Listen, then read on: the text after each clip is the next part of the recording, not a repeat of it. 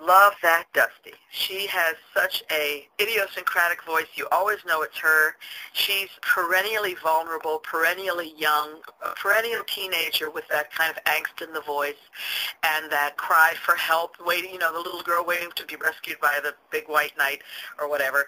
I've always loved her voice. I think as a technician, she's one of the best. She's a true soul singer. A heartbreak.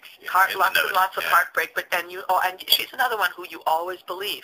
She can't sing a bad note, never has, and every time she sings a song, it has depth. I think that's what a great artist is. A great artist manages to make even the slightest pop tune, and this is a very slight pop tune, manages to invest those slight pop tunes with meaning. You somehow always hear something new each time you listen to it. Every single time. It's great. And I really miss her. I really miss her.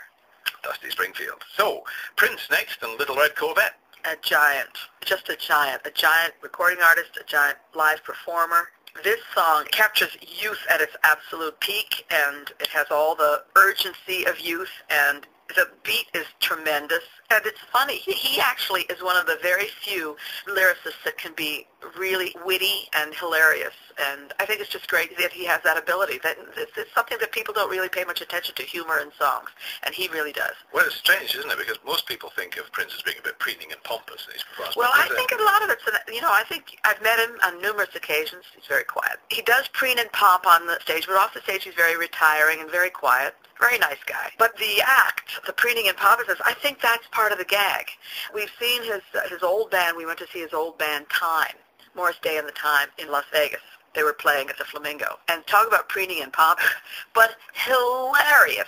And the reason they're called the Time is because their time is so good. They're just sharp as they can possibly be. It's such a tight band. And he always has really tight bands. And I think humor is one of his really strong suits.